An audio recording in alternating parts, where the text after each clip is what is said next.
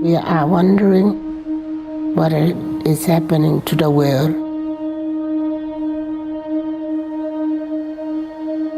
Everything is changing.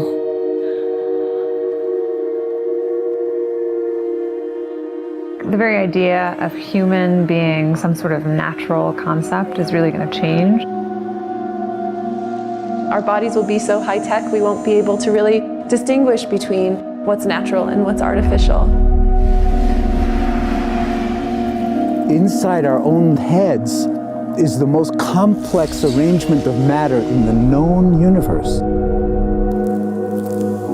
You might ask yourself, can we get to be superhumans?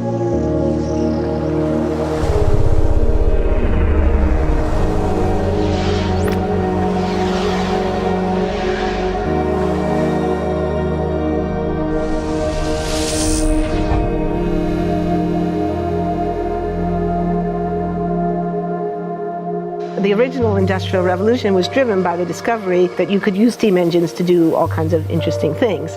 But that was followed by additional revolutions for electricity and computers and communications technology. We're now in the early stages of the fourth Industrial Revolution, which is bringing together digital, physical, and biological systems. One of the features of this fourth Industrial Revolution is that it doesn't change what we are doing, but it changes us.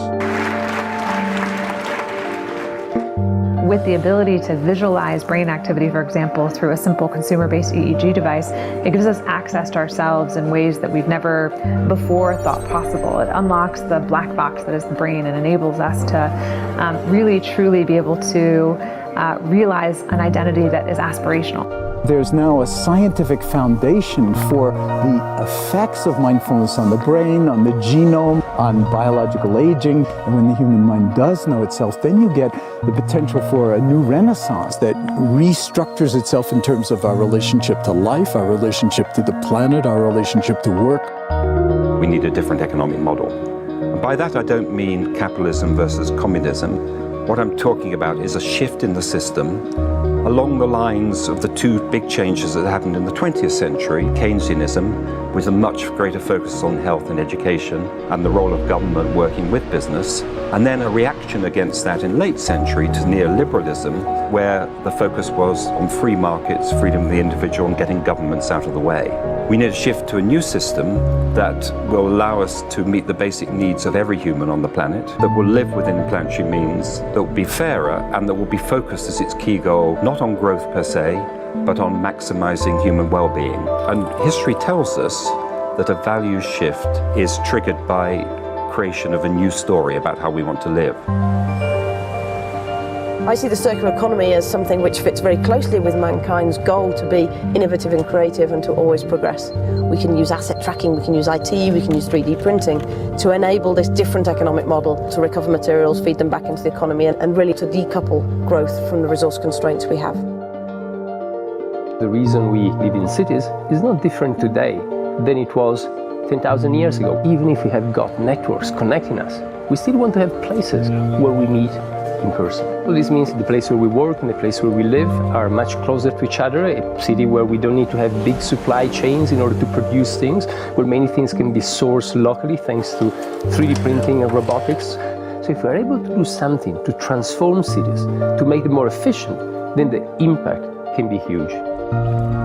Think about the prospect of getting rid of plastics. We must not only be inspired or informed by nature, but actually use natural organisms with which to design products and building parts. Only instead of varying material properties, we're varying biological functionality.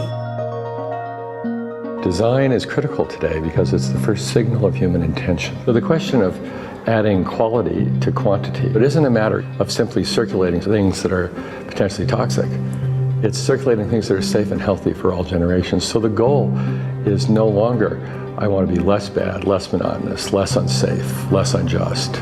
It's really about a diverse, safe, healthy, and just world with clean air, clean water, clean soil, clean energy. Together we are fighting to preserve our fragile climate from irreversible damage and devastation of unthinkable proportions.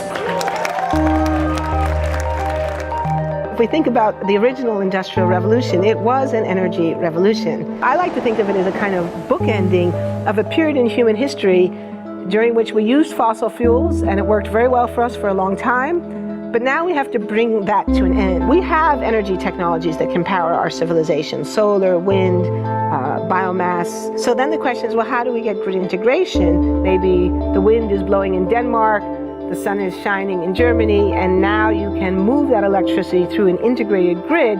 You can supply energy to everyone who needs it, and you can supply energy at all times.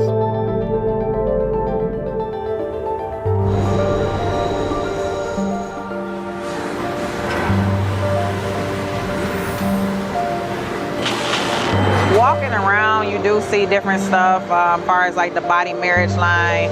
They use a lot of things that help them lift up and move things to the car. You just sit there and, you know, program something, and it has its own set mind to go ahead and do everything. And then as humans, we just come in and take the extra steps to help the technology. It's not the cure-all for everything. There's definitely a lot of things where people perform the operation better, but certainly for the right applications, robotics are a huge improvement for the process. The projection of 5 million jobs lost by 2020 to technology is serious, but it's not the main question. Construction, manufacturing, services, public health and education, these industries will still exist. The main question is, what will be the future of work? How will we define work? How will we share the wealth? From the viewpoint of the labor or jobs, now we really need new education or new training. We're working with a World in Motion and First Robotics, trying to encourage students from 3rd grade all the way up through the end of high school. We had students make sailboats, and then we had them race them, and so they could see how quickly they could move. And they immediately went back and started to say, oh, I saw what happened, I'm going to go change this or that. And that was 3rd graders. I just given a prize to a kid of 18 years old that has discovered something really very, very unique. Came up with how to get better productivity and better yields for seeds of corn. And so he basically came with the idea that if you would perforate these seeds, you would get more food. And you think about it and say, but he didn't go to university. So how does he get all that knowledge? And he told me, I've been watching YouTube since the age of 12, and I'm so interested that I've seen everything about it. I've read everything about it. The world is really open to learning. The thing is, how do you give the incentive to your kids to do that? It's this ability of digital technology to change outcomes, to truly empower people all over the world that can create a more equitable growth, because I think the world needs that. Fourth industrial revolution has the potential to make inequalities visible and to make them less acceptable in the future, and hopefully to gather and garner political support to take the necessary decision to reduce the gap. Humans have always been using tools, but because of the recent advances in technology, we're beginning to have machines that can augment us in all sorts of interesting ways. I was the first person in the world to be able to voluntarily move my legs while stepping in a robot by exciting the nervous system using electrical stimulators directly onto the spine. We believe that a cure will be possible if enough of the right people have the will to fast-track a cure for paralysis.